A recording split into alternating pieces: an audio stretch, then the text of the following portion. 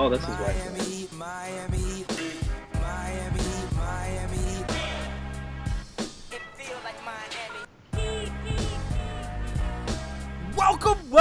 Welcome to the Heat Beat Postgame Show. I'm your host, Giancarlo Navas, and with me today is married man, producer, co-founder, Brian Goins. I brought my Heat shirt back, guys. Reverse Jinx is in. Brian's back. Brian's married. He is to my left. I don't have to get divorced.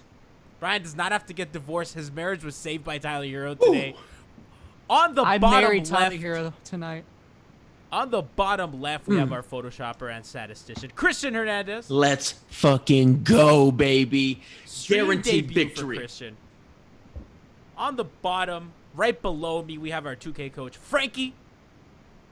Dave Dufour can eat it. Dave Dufour can eat it. We are at the doorstep of the NBA Finals, a year after having to watch Dion Waiter and James Johnson play a ton of minutes for this team.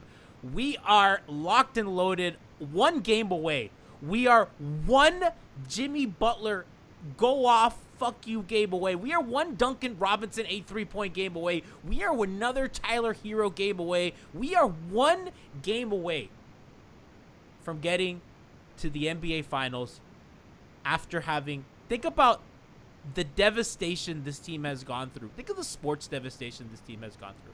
This team not only lost LeBron James, who's the best player of this generation, its next max player, Chris Bosh, almost died of pulmonary embolism. Then Dwayne Wade walks out the door, leaves a franchise in tatters. They have Dion Waiters and all these guys, and they're somehow recovering off the back of smart scouting, coaching, free agent acquisitions, to the tune of one game away from the finals in a year that we all thought that this was a transition year. Christian, welcome to the stream, by the way. It's your debut here. We could start with Tyler. We could start with Jimmy kind of having that aggression early on. I think today the conversation is fuck all these people who were wrong about this team. The conversation has to be how Spoelstra made Gordon Hayward into Dante DiVincenzo. Christian, did you say that right? Was that the right pronunciation? DiVincenzo. Doesn't matter. It doesn't matter. They're here. Christian, how fucking hyped are you? Oh man, that was a nerve-wracking game, but it is something else. Just by like the end of the third quarter, they were already subconsciously just giving Tyler the ball. Like the confidence in a 20-year-old to just take over a crucial that was game 5, right? No, game 4. Game 4. I mean, trying to avoid a much more stressful game 5. Like that is, and on a night where you really needed Jimmy to be huge, and he definitely had his moments, but he definitely disappeared at times, and Tyler and Goran both were there to just hit big shot after big shot when the Celtics, would kind of get their footing and would start making runs. That's what the series has been, just a bunch of runs. Mr. Duck 7 says he wore his Hero jersey for 4 days straight, so you're welcome. Let's go, Mr. Duck. About the culture, if you remember last stream, Mr. Duck apologized for not following his superstitions, but Mr. Duck has come through. Guys, I really want to take a moment to let's think about the leverage and the situation that Tyler Herro is in. 20 years old, not going to be 21 till I think December or something, or January. And the kid is in a leverage. If the Heat lose today, let's think about how the team feels, how the coverage is going to be, how everything is going to feel for this team, kind of blowing a 2-0 lead, having it tied up against a team that everyone had favored. this was such a leverage game for them because if they win, now they are in 100% control of the series with the better coach. They are going to have the coach to they're going to have 3 times to adjust to whatever Stevens and the Celtics do. That's huge for them. They also have a guy in Jimmy Butler who's a star. They have Bam Adebayo, who's been the best player, two-way player in this series, just been the best player in this damn series. That dude's awesome. And for them to come out and their youngest guy in their biggest game since the 2014 finals show up in this way, 37 points. They were running, one of my favorites adjustments in this game was Bam Adebayo screening like 2 feet behind the 3-point line. It was able to give Herro a lot of space to operate. Once he comes off that pick, he can step into a 3. He's not super crowded. What the Celtics were doing, every time Duncan specifically was coming off a dribble handoff, they were sending 2 plus a drop man, which was Tice. He was basically being triple teamed off that action. So by kind of moving the pick far out, they had a lot more room to operate. You loved out of Eric Spoelstra. Franky, was there anything else that you like what the Heat did adjustment-wise? The biggest adjustment was giving Herro the ball in space on the run against the Bend defense. He was taking those DHOs that Duncan wasn't shooting, and he was using them to at will. He was getting the threes when he wanted to. He was taking the drive when it was there, and the first half of the game, it looked like everybody was afraid to shoot the shot, except for Herro. He was keeping us alive in the game. Second half, he went off because he was the only one that was ready to play and ready to be aggressive, and it made all the difference. I did not. I asked for a 30-piece. I didn't expect 37. I'm very happy for him. I know that you kind of, Frankie, I don't know if you want to do this early because we're talking about Tyler Herro and kind of his great start. Do you want to get into highlights early? We have it all set up. Are you ready? We can do it. Let's do it. You want to do it? I may be premature. Brian, can you stall while I figure this out? All right, there's a couple good messages on here. I think the one that might be funny, well, maybe not funny, but at least one that's like another superstition is this guy apparently has gone out to dinner every game except for 2 games. And the 2 games that he hasn't gone out to dinner, so he stayed at home to watch the games. The Heat are undefeated. Let's go. All right. Keep doing what you're doing. We're all doing So he needs to keep trying to risk his life getting COVID by going out and watching Heat games. We all have to do what we got to do, like this is all part of the collective cause. If you believe in, energies and spirits, like how can you not believe in this? Heat undefeated when I'm going on the pod. Solomon Hill to go, according to Heat fan Ralph. Solomon Hill. Okay, so we're getting into highlights, Frankie. We're ready. We're transitioning. Here we have a nice play with Tyler Herro, kind of. So we're gonna run this back. Frankie, run us through this. All right, this is a simple side out of bounds. It's nothing fancy. I just want to show the decisiveness of Tyler compared to Duncan in the first half. You see this play, Iggy passes it out to Bam. Bam goes quick DHO. Kemba goes over. Herro's already thinking of shooting. He has all the space in the world. Rewind back to where Bam hands it off. We got this. Look at how much space. They're running a 2-3 zone. Look how much time on the shot clock. Foot out of the paint. Makes Kemba go over, even if Tyler doesn't take this shot, Bam rolls. You got a 2-on-1 Herro and Bam against Tice. But this is the kind of decisive shot that Duncan all game was passing off. That those shots were there, but Duncan is pump faking it, giving it back. Herro's decisiveness is the difference here. Because even if you make or miss that shot, that's a great shot. That's a great look for him. Rhythm shot, confident. That's what he needs all day. And he took plenty of those, and that made the difference tonight. Duncan needs to get that going next game and the finals, too. I mean, the thing with Duncan, I see a lot of people kind of shitting on Duncan today. And I don't think he had a single 3. I think this is his first game without a 3 this whole season. If I'm correct, I don't think he made a 3 all game.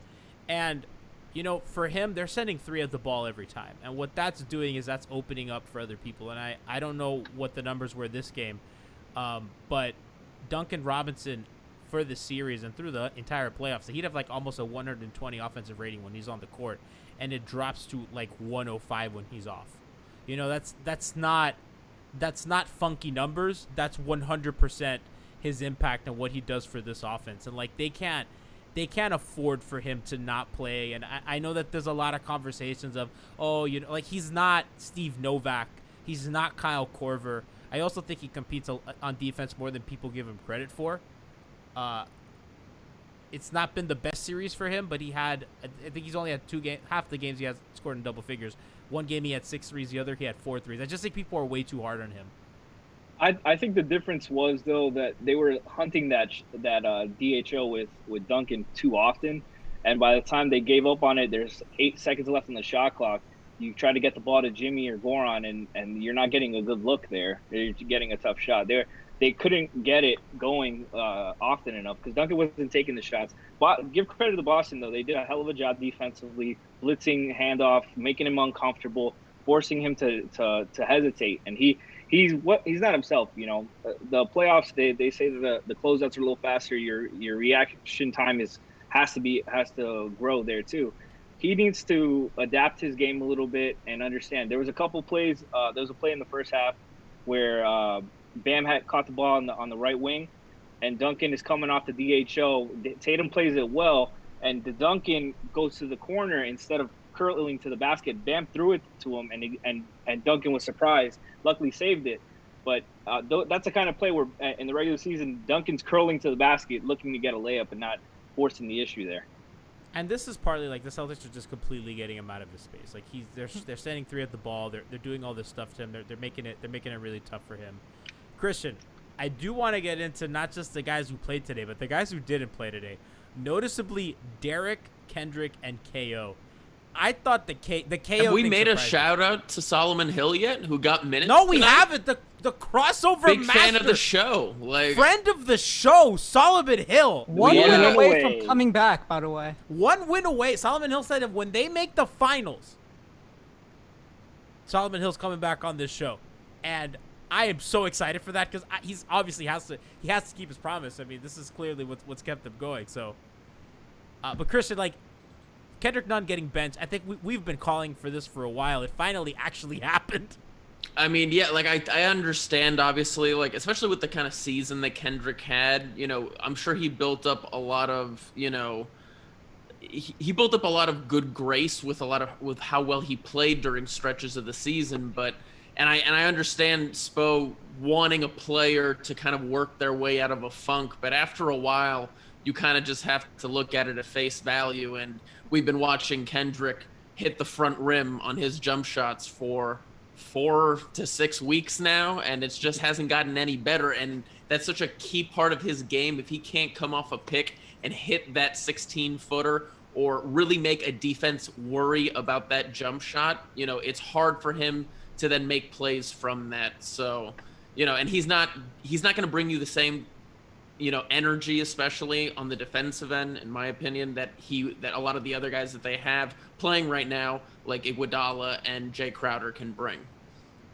Our boy didn't play though. We love KO. You and I are a big KO guy.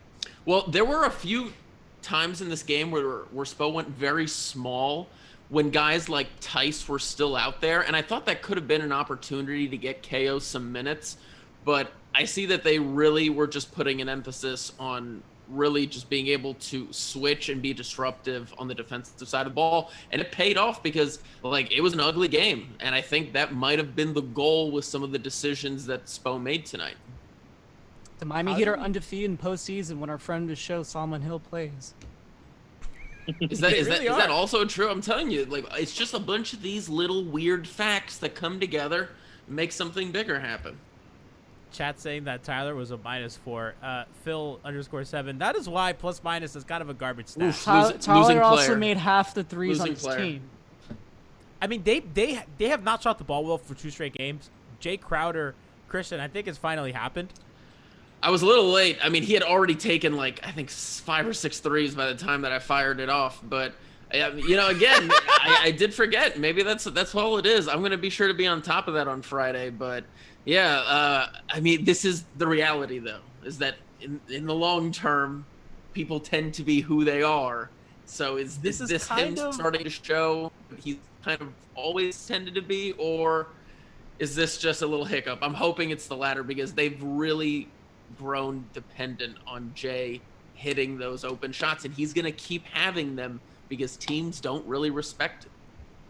So I actually do want to talk a little bit about that, Frankie, because the Celtics were hiding Kemba Walker on Jay Crowder a lot of the game, and what the Heat have been doing is just having Jay Crowder screen in almost every action, right? So if you're going to put Kemba on Jay Crowder's not going to beat you one-on-one, right? So his advantage is he's going to be able to shoot over Kemba. So you put Kemba in the screen and roll with Goran or with Tyler or with Jimmy or whatever, and you or Duncan, and you force Kemba Walker to defend you. But if Jay Crowder is not hitting his shots and teams are just leaving him, it makes it really tough. And that's, I feel like that's kind of why Andre got the closing nod, even though I was tweeting from the Heat beat account that he gives them nothing on offense. Andre was big time, though. A lot of defensive plays, a lot of deflections. He had 3 steals. The difference was Jimmy came out aggressive. First couple minutes, he was hunting that mismatch, hunting the switch. They were giving it. Boston wasn't really fighting through the switch.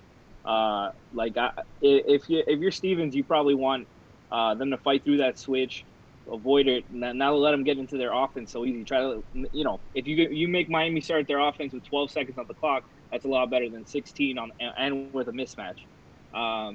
But that was the difference. Jimmy's being aggressive there, hunting that mismatch when it's there, and getting to the line, getting to the rim. You saw when they went away from that, when him and Bam stopped being aggressive in the second quarter, it looked like a college basketball game. It looked so bad. It was Dude, disgusting. can we talk about how fucking bad that game was for like a quarter? Oh God, it was disgusting. Like that shit was so Kristen, I couldn't fucking deal with it. It was bad. It was like front rim after front rim. It was Jimmy just decided that he didn't want to shoot for 5 minutes. It was Goran. Poor Goran. No, it was really sloppy basketball. I mean, it was a combination of the Heat not being able to score and the Celtics turning the ball over a bunch. I think the Heat ended up a plus 11 in turnovers tonight. Like that is what killed the Celtics, because They had 1 turnover the entire second and half. mind you, this I think might be I cannot remember the last time that the Heat shot under 30% from 3 and won a basketball game. So That's fucking crazy. It's definitely a bit of an upset tonight in terms of, how they've been winning games this season. Does that make you feel better? Like the fact that they won a game so ugly? But that's what happens with this team, man. Every time they feel like they're not in it because of the way they're shooting, they always find a way to win towards the end of the game. They close out the games even if the referees are fucking calling bullshit fouls. You know what the difference is, though? They got 24-27 from the line this game. Aggressive, getting to the line. I'm looking up their points in the paint now. See how Jimmy much. got to the line 9 times. 4 of those were late game free throws, but I think that in the beginning and the end, he had a certain level of aggression getting to the basket. Yeah. They had 38 points in the paint, both teams. That was the difference. Boston killed them last game in points in the paint. It was like 64 or something, and Miami had been the best team in the league at keeping people out of the paint. Boston had 42 in the first half last game. It was ridiculous. So, I'm looking I don't want to look too ahead to the finals because we opened the show. They're at the doorstep of this. By the way, Chad W09 says that Ira reported that Bam says his wrist is good, so he just twisted it. It's good news to hear because I was kind of worried about that. Yeah. Spo said he's icing it. Okay, That's all he had. Warrior culture. Ice in the stem. Udonis is a mentor. Ice. Daniel, it's a Tice. Daniel, it's a wash Tice. No Minus way. 14. That's right, Dave Dufour. Listen, when we said that we were going live on the postgame show, Dave Dufour is just tweeting at us, we might have to ask Dave to come back on to answer for his war crimes. Is this a real quote? I mean, there's just been so much nonsense that's been out there. I mean, I think the craziest one was whoever said that Tyson Bam was going to be a wash. Dave Dufour. Because No, that wasn't Dave Dufour. No, that wasn't Dave Dufour. Okay. That was somebody else. But I mean, tonight Bam played 41 minutes. He drew 10 fouls on the Celtics tonight. Fucking He is dude. the biggest guy out there most of the time, and he's playing like it. On top of the fact that he's coordinating a lot of the Heat's offense and is essentially their defensive anchor. I cannot talk enough about how great he's been in this conference finals. He's been the best player this series. I don't even think I think maybe Tatum could be that other guy, but for me, I think it's clear and away Bam Adebayo. Man. Yeah, how about that fucking propaganda for Jason Tatum in the first half? I like Tatum. I've liked him since his under-18 team at USA. But man, that fucking propaganda. Oh, he's got to be hurt. What's going on with him?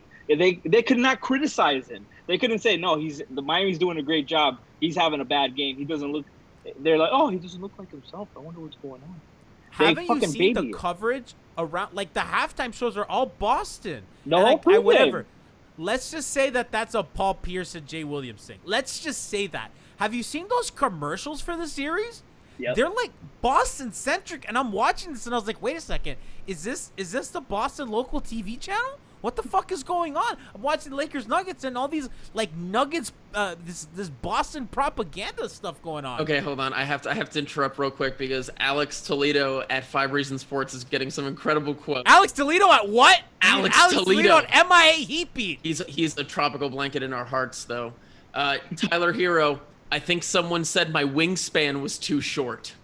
That actually brings me to something I want to share with you guys. So on episode 234 of this podcast, we apologized to Tyler Hero with a montage. Now, for chat, so those of you know, Brian, Christian, and Franky won't be able to hear this live. Only you guys will. But I am going to play it for you guys so you can hear. This is kind of our raw draft reactions compared to what is actually reality. If they take Tyler Hero, what team do we start covering instead? Oh, I'm starting Hawksby. I don't understand why people like him. He's not a great shooter. He's like Luke Kennard if Luke Kennard was bad. Out to Hero for 3. Yes! With 7 seconds left. Finishing numbers were not good. So you're not going to be expecting him to beat somebody off the dribble and take it in, to the basket too often. Nice move and finish. Tyler Hero. Like, how is he going to stay on the floor in a Heat rotation? I'm a keeper. You gotta love that rookie. I would feel so much better about the Hero pick if his arms weren't shorter than he has alligator arms. Austin Rivers loses the ball to Hero. Hero has help. A 3-on-1 break. Leif is so sad in their chat. He's like, that pick was such a bummer. Out to Hero for the 3. Yes! He did it again. We got Tyler Hero. He doesn't. I don't even know if he realizes he's just twisting the knife. That was our draft night reactions. I think Christian said it best at the end. It's just turning the knife. We were wrong. I said I don't know how Tyler could survive at a Heat rotation. Nikaya said alligator arms. Leif said Leif was sad in our group chat. I can't believe what a boring pick. Leif, by the way, is in our group chat right now saying Steph Leap. So let's talk about the fucking variance on that one. We are sorry, Tyler Hero. We did that fucking 50 episodes ago, but we gotta do it again. I mean, we were wrong. I don't even know what we were also wrong about Bam. I don't know where that montage is. That one's somewhere. We're not the best draft coverage, but that's why you want to watch us on draft night, because we're just gonna get shit flagrantly wrong. We give them the reverse jinx. We got to keep it going because if so far we're 2 for 2. Yeah, didn't Nikias have the best Bam one though? Didn't he call him Ekpe Udo? No, that was Bam. Nikias said, "Why would you draft Bam when Ekpe Udo's right there for the minimum?" Yeah. Yeah. So Ekpe Udo and Alligator Arms are leading the Heat to the NBA Finals. What a fucking sentence! They're a game away from the finals. And by the way, they've earned it. You know what I mean? They thoroughly kicked Milwaukee's ass. They led almost wire to wire this game. The Celtics led for 5 minutes, or probably less than that. I mean, it was something ridiculous that they barely led. They have been outstanding this postseason, and even though a guy like Jay Crowder, who had been a real important part to their production, their rotation, and everything, without him producing, they were like, you know what? Next man up, Andre, come in. KO, you're not going to play. K-Nun, you're not going to play. Derrick Jones Jr., you're not going to play. We're going to have enough. We're going to get 4 minutes for Solomon Hill, and by the way, he was pretty damn good. And look where we are. Solomon Hill, team low. Hold on, shit. I went looking for something else. Team low, 88.9 defensive rating Heat had while he was out on the court in those 4 minutes. Huge 4 minutes. Big fan of the show. +2. The crossover master, I will say. He didn't get to see one tonight, though. I was a little disappointed. I think, Brian, you gave him the name of the crossover master. Yeah, that was me. I want that to stick. When he comes on the show, and by the way, guys, Chad, if you got suggestions to ask Sullivan Hill, you got to let us know because, I mean, this is happening, right? So when he comes back, we got to ask him if he likes the crossover master as a name. Gee, how fast could you get the band? Because I'm going to upload it to our little folder on Google Drive. If you want to open up the Bam Adebayo instant draft reaction, it's actually there right now if you want to download it. Okay, let's do that. We're gonna laugh at us some more today at a day of celebration. We are gonna laugh at our Bam Adebayo draft reaction. So let's do that. All right then. Let's load this up. I mean, we have been so wrong about so many things. It is hysterical. So as Google Drive loads. Woj reporting to here selecting OG Anunoby. No, Bam Adebayo. I lied. Oh my! They took Bam. Yo, what are we doing? What, twice? Who is this? Twice in one show? Jersey. Yes, we will. I said we started, Brian. You've been talking over your bad Bam takes. Okay, starting over. As we can see, we are a flawless production here at Miami Heat Beat. Woj reporting to here selecting OG Anunoby. No, Bam Adebayo. I lied. Oh my! They took Bam. Yo, what are we doing? What, twice? Who is this? Twice in one show? Are you kidding? What are he doing? Who is that? He just said that they're gonna draft OG. Oh no, we won't. Oh no, we don't. They're drafting Bam Adebayo. What is? What I happened? read it. You gotta be freaking kidding me. That's so good because like Nikias is acting like the world is falling down. He's like, Bam, we got Bam. Alex, oh no, because I guess we all wanted OG at the time. OG I don't know, be a good pick, but it wasn't. No, you know. oh no, we won't. Oh no, we don't. Oh no. It's funny. Alex is like apocalyptic, and then there we go. We get Epe Udo, leading us one game of baby Jokic, if you will. And by the way, like looking ahead to the finals. If they match with either team, like if they get Anthony Davis and the Lakers, I think that the Heat are going to be able to survive playing them big or small. And I think that that's not many teams can say that against the Lakers. I think that I know that Kelly didn't get any run today, but I do think that Kelly will be very, very useful in that series. And if they go small, I think we're all okay with Bam Adebayo one-on-one against Anthony Davis. And then on the other side of the matchup, with Jokic, Bam, Zach Lowe said it best. There's only two human beings on earth that can make Jokic's life hard. One is Anthony Davis, and the other is Bam Adebayo. And if you're Miami, obviously, either one of those teams coming out of the West is earned and everything. I think the Clippers would have been the worst matchup for them. They have all the right pieces to shut them down. The Lakers have to depend on Rajon Rondo threes and Alex Caruso threes, and both of them are not good shooters. Their half-court offense looks to still not be very good, especially in the playoffs. I think Miami has we're looking at a realistic and legitimate finals champion here. And your boy Kyle Kuzma. That guy's not good. And I think I've been vindicated on this. That guy's not good. That's Tyler Herro's Eskimo brother. Okay. With his current girlfriend. Yeah. Oh my God. Yo, how much Gordon sex Hayward, is he getting tonight? Is she in the bubble? Yeah. Yeah. Yes. Good for him. Rocket. Kristen's like smiling like Woody Harrelson in Wimbledon. Well, no, I mean, shout out to her because she is, whatever she's doing, she's just got to keep doing it.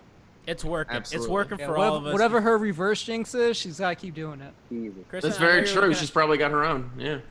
Kristen, I know you're looking at numbers. I don't want to put you on the spot. Is there anything that you're looking at that you're thinking like, oh, this is pretty interesting?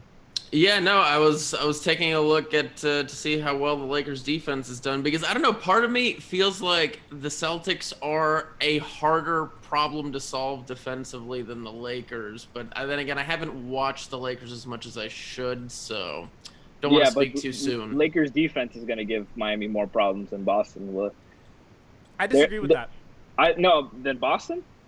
Yeah, I disagree with that. Why? I think that the Lakers also have huntable matchups. I know that AD provides a very unique issue for them, but I do think Miami has they're going to be able to spread that out, especially if they're going to play Olynyk. They're going to probably get to play two bigs. I do think that the Lakers' perimeter defenders aren't as scary as Boston's. Their switching is not going to be as good. Miami's going to have a lot more,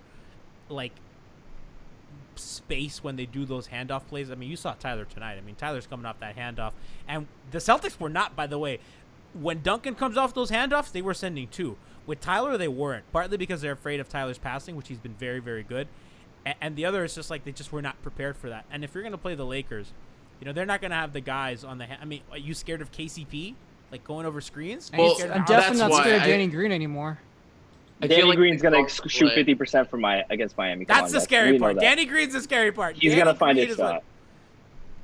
Danny Green's what worries me. But other than that, I mean, then again, this series is not over. We've seen the Denver Nuggets twice overcome a 3-1 lead. So let's not count our eggs before they hatch. Yeah. But Miami's in the driver's seat. Like we said earlier, you have the better coach going at Brad Stevens. You're going to have 3 times to adjust. They've lost 1 time this series. They lost twice this entire playoff run. It's just, I mean, they have the fewest losses in the playoffs. I mean, the Lakers have like, it's just like what's happening right now is insane. I think if the Heat win their next game, this would be the best record they've ever had entering an NBA Finals. Of any of their championship teams. You're the big 3 teams. At, Chris? Oh, sorry. Apparently some people have decided to start tuning into New England sports radio right now. Mike Ryan says that apparently the hits so far are the host is rooting for the Heat to win so that it doesn't ruin everyone's Sunday. Multiple segments crushing Ainge for not trading up for Tyler Hero, and Gordon Hayward is a jag.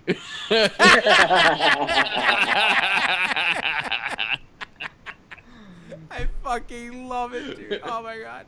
I'm doing this thing recently that after Celtic losses, I'm listening to like Boston podcasts like Bill Simmons and like other Celtic podcasts. I'm into these Celtic tears. I'm into them. Well, the Heat are just better than we are. Marcus Smart's a bad decision maker, and I was like, fucking feed it to me. Do you know how painful it is for the national media to say nice things about Miami? It hurts them. They are spitting blood as they speak. It fills me with joy. Yeah, ask Dave DeFore. I hate that we're doing this to Dave. Dave DeFore's in our mentions, fucking scared as shit right now. Dave DeFore, we're coming for your ass, dude. If the Heat win this series, you bet your ass you're gonna get DM to come back on the show. He said they were. What was the quote? I'm gonna look it up because I know I tweeted it. He had Celtics in 4 or 5, and that they were gonna run us over. He on Basketball Bud said Celtics at 6, but that's completely. He had Daniel Tice because I don't have an athletic membership. He had Daniel Tice being a 3-point shooter that Miami needs to respect. He's taken 1 shot, 3-point shot this whole series, 0 for 1. He's like the Joel Embiid of big man shooters. Like, just let him shoot. Who gives a fuck? Yeah, I'm fine with it. I was surprised that Grant Williams only played 1 minute. He played really well last game on their small ball lineups. They went back to Robert Williams and Semi Ojeleye. Semi Ojeleye played 4 minutes. That was shocking for me. Listen, I love me some Celtics Semi Ojeleye, but it's the crevice to open the series. Yes.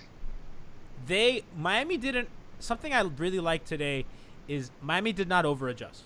And I think that a lot of times in basketball Twitter universe, we get very, very obsessed with over-adjusting stuff. Miami stuck with their zone. They like their zone. It's been very successful. They did not. I mean, I think the biggest adjustments were just not playing Kelly and Nunn and Derek. And at the end of the day, it's just what we asked Coach Bud to do. Shorten your rotation. Just play your best guy. How many minutes did Bam play today? He was in the 40s? It was like 41 minutes today? Yeah, 41 minutes. He played 41 minutes today. Was Jimmy in like 38 or something? Jimmy played a lot too, so 39. Yeah, so you're shortening your rotation. You're just playing your best guys all the minutes. I mean, they practically played 7 guys because Hill only played 4 minutes, and then it was Iguodala and Hero off the bench. All their scoring came from Bam, Jimmy, Goran, and Tyler. The other guys each scored 3 points. And Goran didn't have like a particularly Goran-y game, but the contributions that that little layup he had under the basket late game was big shot. Was really, really good. Yeah, Mr. Duck gives an interesting point. Can't wait to hear Paul Pierce struggle on TV next game if the Celtics are down at half. I can't wait for that. I can't wait to hear Kendrick Perkins on TV right now. Oh, Kendrick Perkins is our guy. Christian doesn't like me claiming Kendrick Perkins. I just feel like this is I don't trust it in any way, shape, or form. Okay. He's the only one that's like about us right now. The Heat had a 140 offensive rating in the 4th quarter. That's insane. Really? That shocks me because that felt bad. No, and it was it's because 35.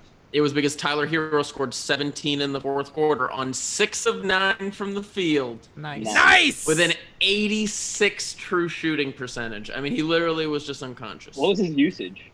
His usage was 33%. He had the highest usage in the fourth quarter, just leading the way 100%. Did he play all the minutes again in the fourth? Because that's been a thing that he's been doing this entire postseason. Him, Goran, Bam, and oddly enough, Andre Iguodala played almost every single second of the fourth quarter. He was only out for 5 seconds. Wow. How about Tyler? 37 points. Most impressive stat: 1 turnover. 1 turnover for the rookie. That's great. That's wild. And he's zipping the ball around, when the help comes too. I don't know how many assists he had today, but I know he was passing out of drives and he wasn't like doing too much with the ball. I mean, he was literally doing it all. He led the team in usage percentage. He led them in assist percentage. He led them in assist to turnover ratio. Like he was it. Just incredible game. Somebody said the stat that Bam is leading the Heat this series in points, rebounds, steals, blocks, and he's second in assists. Yep, that's what they said in the broadcast. That's insane. Another crazy stat is most points in the playoff game from a player aged 20 or younger. Number 1 is Magic Johnson back in 1980 with 42 points. Number 2 on the list is now Tyler Hero, 2020 with 37. I mean, there's just no words. I mean, the guy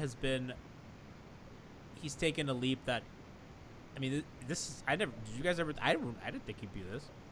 Especially not year one. I mean, I was saying Lou Williams. Yeah.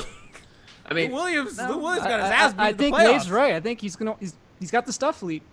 The dude has a tight fucking handle. He can shoot off the bounce. He can shoot off the catch. He's a good finisher. The finishing, remember this year, the finishing wasn't there. The dude is high off glass today in leverage situations. Calm, collected, and with a plan. When Tyler Hero starts dribbling off the pick, he has a plan. And more importantly, he has a plan B. More importantly, according to Dwayne Wade, he definitely has a black best friend. We can't comment on that. Where's Alfred Nikias? That's what... Cancel Brian. Cash that, cancel Brian. I'm just quoting a tweet. That's what Dwayne Wade can't tweeted. cancel Brian. He literally just got married. That can't be. Oh, shout out to Brian getting married and not having to get divorced now. Yeah, shout out to Brian. Brian, how was the wedding, by the way? Can you give us a couple quick wedding stories? At one point, someone slid under someone's legs, and then afterwards got twerked on. Is that someone you? This doesn't sound like a COVID-safe wedding. We're all good. For now. How about Brian drunk texting us? Hit me up in 2 weeks. How about Brian drunk texting us during his wedding?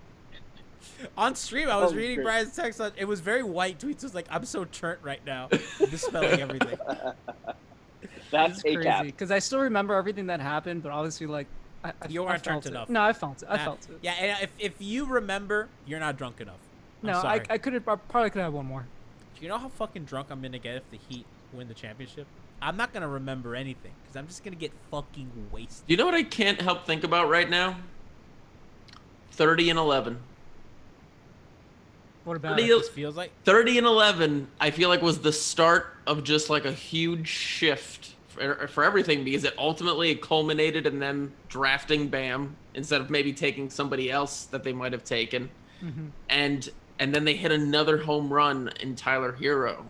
Like obviously finding guys like Kendrick Nunn, Duncan Robinson have definitely helped fill in, but it's that and using like an asset like Josh Richardson to get a guy like Jimmy Butler. I mean, it's just honestly been incredible to reflect on it where we are right now. You know what's better than 30-11? A fucking title. 16-2.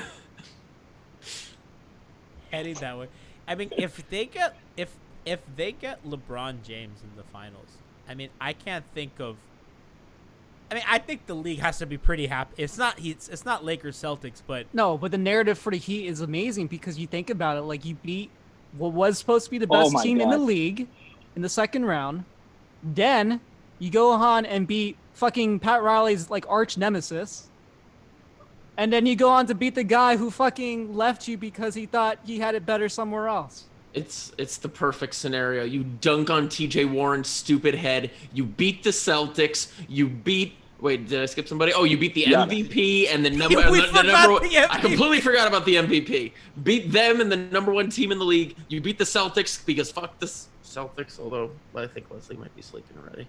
And and then you get to go up against LeBron, and like that would just be so much fun. But also maybe the Nuggets. Maybe the Nuggets.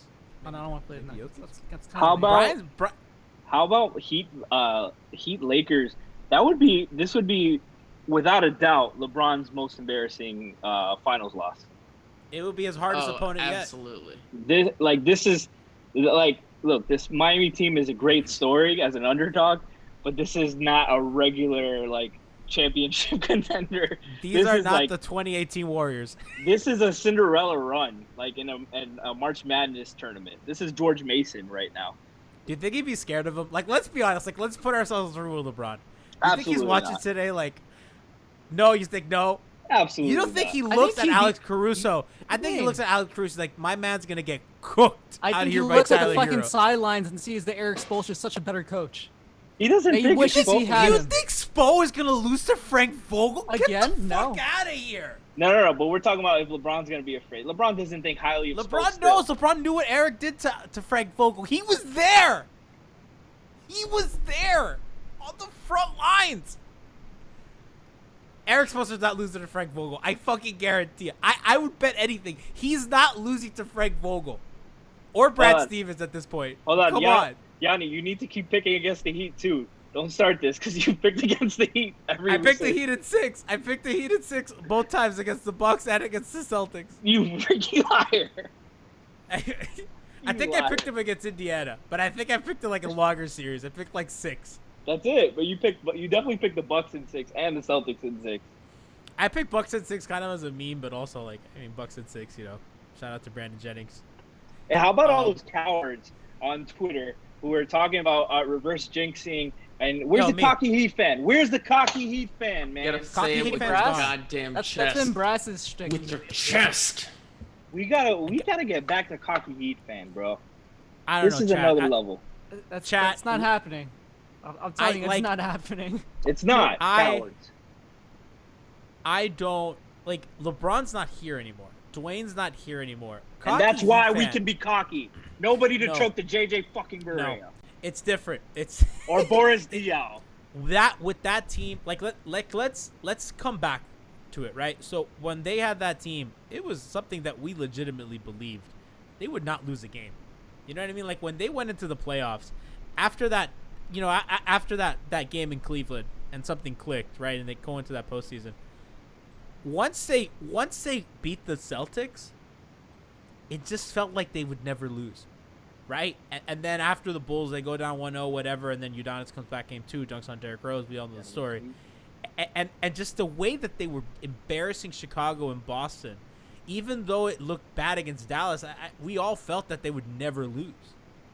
Because they were just so much more talented than everybody, and every year it was like that. This is different. This is not, we don't look behind the bench and see LeBron, Wade, and Bosh, right? We see, Jay Crowder and Derrick Jones Jr. and Kelly Olynyk. It's a little different. Cocky Heat, nothing will ever be those 4 years. This is just different. This is different. This is a different kind of love. To see what Jimmy's doing, to see what all these guys are doing. Guys, we're talking about the finals. But I feel like this is what makes it so much more fun. This is way more unexpected than anything we ever went through with the Big Three. I'm shocked every game. Guys, Christian, I'm shocked every single game. It's incredible. I'm trying to figure out the best way to express myself, but I'm having to really think about it. I mean, it's almost like, in our lifetime as Heat fans, I think we almost can kind of sense the titles, right? So in 2006, right, they go in 05, they make it to the Eastern Conference Finals to Game 7. Dwayne Wade breaks a rib. It's looking bad, right? So then they make that huge giant trade. They get all these pieces in around Wade and Shaq, win the title in 06, right? That was not surprising, right? They were trying to win a title that year, and in 2005, because they traded for Shaq. Then then every other year they were really non-playoff factors. Fast forward to the Big 3 years, and that team was competing for championships, right? So this is not a year that we thought they were going to come in and win a title, right? We all felt that this was a transitionary year. We all said on this podcast, all of us, probably a second-round team. We take that. that's gonna feel good. Except for Game Ryan away from the Cortez. finals. Ryan Cortez has the guts. We're game away from the finals. So there's a lot Gabe? of good comments. I don't know how you want to do it, Stu. You want me to just read them all? Read chat. Engage. Brian's gonna read from chat. Talk to us. What you got? All right. So first off, NorZZA says, "Don't forget Solomon Hill when you were listing all those players at the end of the Heat bench." Yo, Solomon plays, yo. He also says, Lifer. Karmic Bead 7193 says he trusts Solomon Hill and Myers Leonard far more than he did Mike Bibby. Shout out to the Deuces. Listen, Christian was objectively right when he said that this was his favorite Heat team back in January, according to Pokey Sticks. Oh, Christian, you said that? thank you, Dave. Yes, that was 100% Dave. I don't even have to know if that was Dave because he constantly reminds me of that because I think Sedano gave me shit for saying that. But it was honestly true. Like, you enjoy something a lot more when it's unexpected, and this team was way more unexpected than any of those, big three teams. While those teams were incredibly fun, there's nothing more fun than being the overwhelming juggernaut. This is different, and I think it makes it, special in its own way. Also from Dave at Pokey Sticks, he says that the day after LeBron left, or day during LeBron left, Leslie, Christian's girlfriend, consoled him by saying, "Well, you won before you had him, so you can win again." Look at that. Leslie has more guts than we do. She does. She does. How does she watch these games, Chris? Does she get mad? Oh, she was yelling at Marcus Smart. Well, no, she was so pissed tonight though because I was a virtual fan, so I was like a minute in front of the live feed. It felt like, or at least the live feed that we were getting, because Oh, you were just because we stream it through Hulu, so I feel like we're actually behind like the live cable feed. Yeah. But regardless, the gap was large, so like I was like screaming. I'm like, "Yes, Jimmy!" I'm like screaming about Tyler, and then she at one point just got fed up and went into the bedroom and closed the door, and I understood it. It feels good, right? Oh, it feels so good though, because man, it was gonna be so hard to have to do this live stream after having Leslie rubbing it in my face, and it's 2-2. Oh god, that would have been brutal. Hulu has live sports. Well, like, just like it's like they have their own version of cable, essentially. That was a joke. That was a joke. I'm stealing from Vegas. Oh, chat. idiot! Christian, Oh god. Question for Christian. Question for Stupid. Christian. From Karmic Beat 7193, he asked Christian, "Did you ask Amin any questions?" Oh, I wasn't even 100% sure that was him until they actually like called it out, because the whole time I felt like every time I went to look at him, he was wearing this really loud gold jacket that was nice, and I want to steal it. I didn't get to ask him questions. What are we talking about? He was sitting in the same virtual section that I was. So you could talk to people in your virtual No, section? you can't. You can't. It's very limited. You're basically just there to like wave your hands and make a silly face. Amin's about us. Amin's a lifer. Amin picks the Heat a lot. Amin made Heat Island. Christian did. So that was Waiters That was Island. Waiters Island. That's Look how far different. we've come. Look how far we've come. I'm so glad that we got to move past that. Oh god, those were dark times. AC We need it. AC3R6 is asking who's the best player we can get in the offseason to complete the Heat. Oh, who That is gives a possible to fuck? get. No, Yeah, I we're don't not want to doing- do listen, this. No, We're not, absolutely listen, they're not. a game away from the finals. Jesus Who cares Christ, about who the gives a offseason? crap who they're gonna get? Oh my didn't get to finish god. it. Question. AC3R6, I didn't get we to love finish you. it though. He's saying that they're gonna repeat as NBA champion. Also, first of all, have some vision. Like, obviously 2021 is the plan. Like, this is just like a throwaway year. And hell, if they gotta win a re-sign the title this guys. year, they're just gonna win another one next year and then build a better team. You We're gonna just have a sign three-peat Anthony with Giannis Davis on and the that's team? it.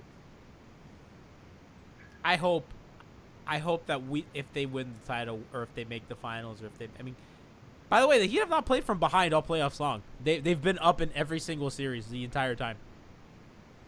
Easy to do when you don't lose. It's just crazy. This team, this Cinderella team, that's just. Jay Crowder needs to start shooting though. That's something. Yo, Jay Crowder- him and Duncan combined for 1 for 9. 1 for 14.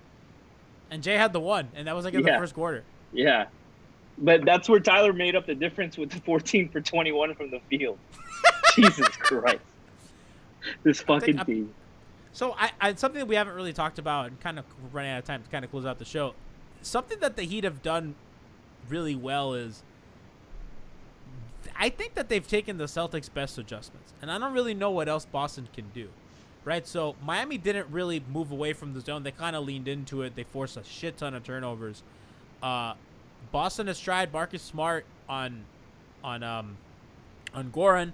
They're sending 3 off the handoffs. They're switching everything. They've tried going really small. They've tried playing bigger. They've tried both Williams.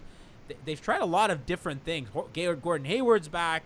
Miami was able to kind of adjust to that. Wasn't as effective in a passer in the zone as normal.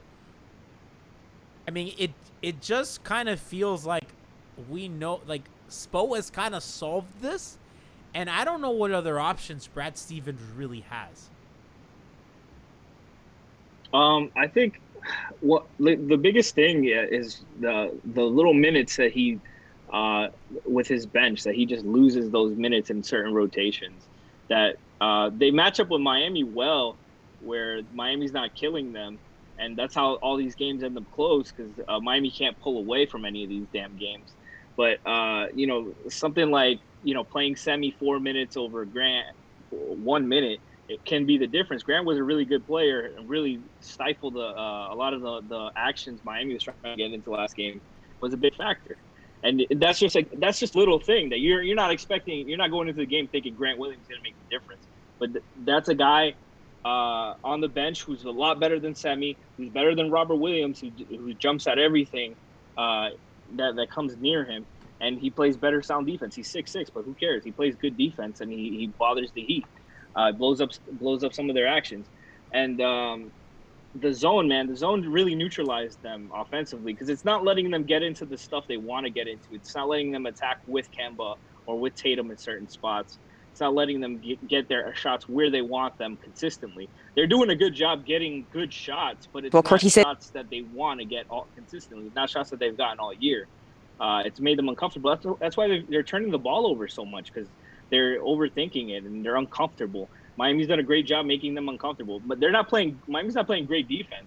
A lot of these turnovers are Boston just tossing that shit around, making a bad pass, and Miami getting hands and deflections there. But most of that is Boston just not being comfortable, not being ready for this kind of a look offensively. Gordon Hayward really missed the birth of his first son just so they can lose in 5.